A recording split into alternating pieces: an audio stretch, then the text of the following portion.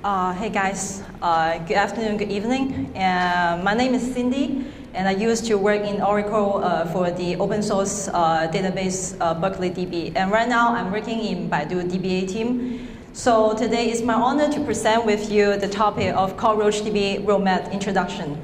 So first of all, as you know that Baidu has a lot of cooperations with Cockroach Lab. They are cooperating in different projects like the features in the release 1.2 like the rebalance, the row level partitioning, and a lot of projects in the community. So let's come back today to take a look at the outline of my presentation today. It will include 3 parts. The first one, I will talk about the new features in the release 1.1. And then we will take a look at the highlight of the release 1.2 roadmap. And then finally, we will talk about the midterm and long-term planning of Cockroach.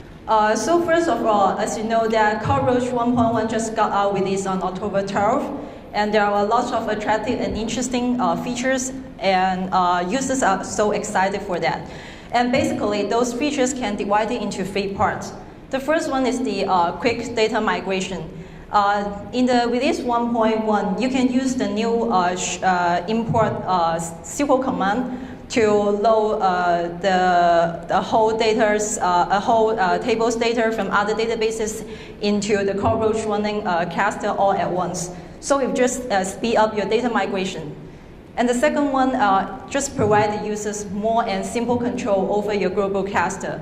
That means from the admin UI, you can for the operators, you can get the information, the visual information of what is happening in the cluster quickly, so that it will provide you ability to prevent the bad secrets in a short time.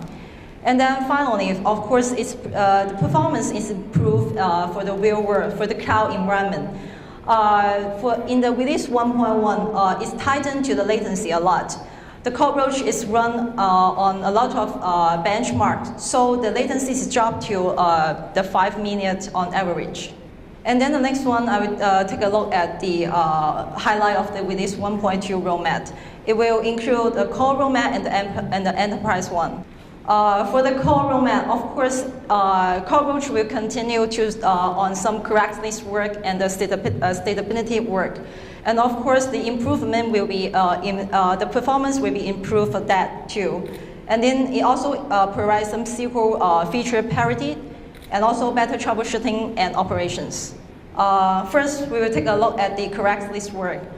The Cockroach 1.2 will focus on better handle the disk errors, and also will try change control, like you can start, cancel, pause, resume, the schema change, and the CSV support. And the next one is that you can mark the table as read-only during the backup. And of course, there are a lot of improvement on the UI information. So from the admin UI, there will be more visual custom monitoring and the graph events. And finally, of course, it will continue to support a better version of explain and show chains, which will help you analyze the query and the planning.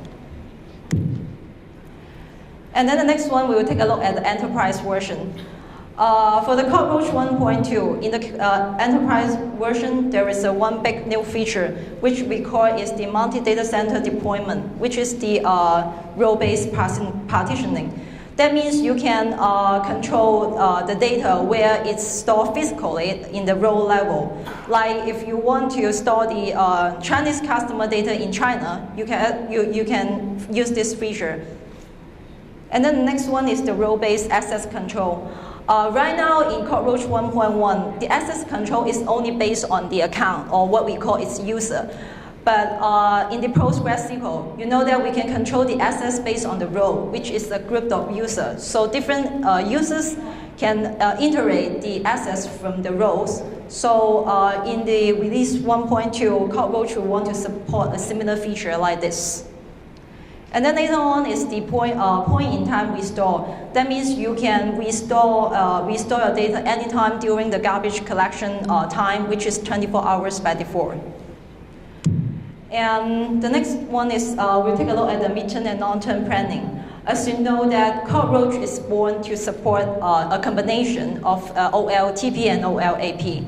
So for the midterm planning, Cockroach want to make it work better for the OLTP, such as the change data capture, the store procedures, the command table expressions, and smarter replica replacement and spread.